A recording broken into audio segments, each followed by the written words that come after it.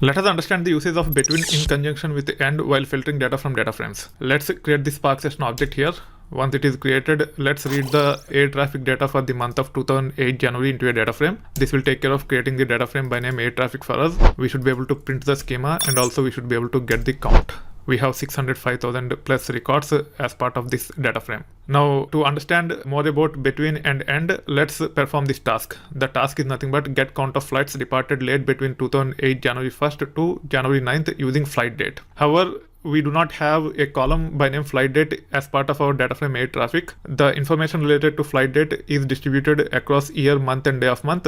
Using those three fields, we have to first create the flight date field. Then we should be able to use between and AND to take care of this task. Let's import these three functions, call, concat and lpad. Let's add additional field called as flight date.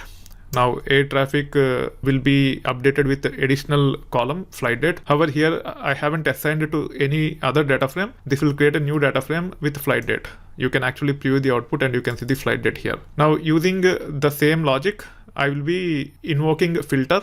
As part of the filter, I'll be specifying the condition using between and AND. This is how it will look like. So in this case, after adding flight date field, using this flight date field, I'm specifying between and AND to get the data related to 2008 January 1st to 2008 January 9th. Also, we need to have these additional conditions such as is departure delayed equal to yes and cancelled equal to 0, which means we are considering all those flights which are not cancelled and then delayed, and also which falls in this date range. Now you should be able to run this and you can actually see the output. We have already imported call, concat and lpad, and hence let me delete this cell. Now let me run this. It have returned 86,180. It means there are 86,180 flights which are delayed between this date range. Instead of using between and AND, we can also use greater than and less than symbols to actually take care of this comparison. If you wanted to express the logic using greater than and less than symbols, this is how it will look like. Let me copy paste here. Then instead of saying between and AND, the way the logic should be written is like this: greater than or equal to 2008 January 1st and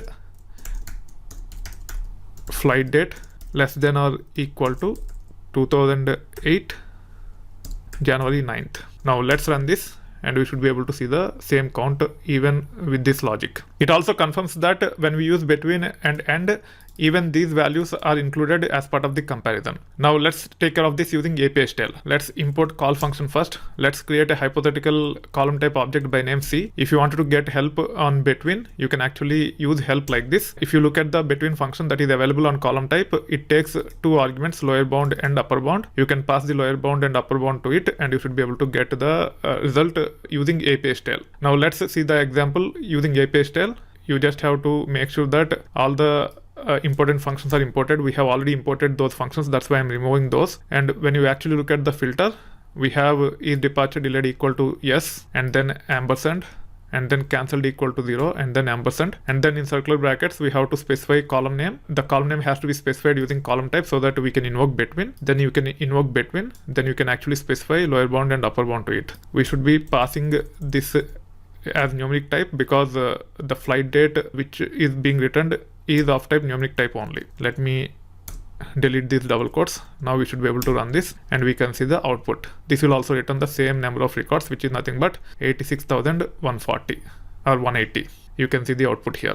So this is how you should be able to use API-style between. Let's perform another task using between. The task is nothing but get count of flights arrived late between 15 minutes and 60 minutes. In this case, we are talking about arrival. There is a field called as arrival delay as part of our data frame. Using arrival delay field, we should be able to say between 15 and 60 to get the count where flights are delayed between 15 minutes and 60 minutes. Let's run this and see the output. Out of 605,000 plus flights, approximately 105,000 flights are delayed between 15 minutes and 60 minutes. You can see the count.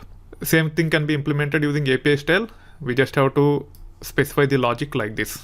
We have to specify the logic in circular brackets. In that we can say call of arrival delay dot between of 15, 60. It will give us the count where flights are delayed at least by 15 minutes and up to 60 minutes. Let me delete this and let me run this. The reason why I have deleted previous cell is as part of this notebook, I have already imported call earlier. This is how you should be able to use between and end. If you want, you can also use greater than or equal to and less than or equal to in place of between and end. However, between and end is a bit more readable compared to using greater than or equal to and less than or equal to solve the problems such as comparing against range of values.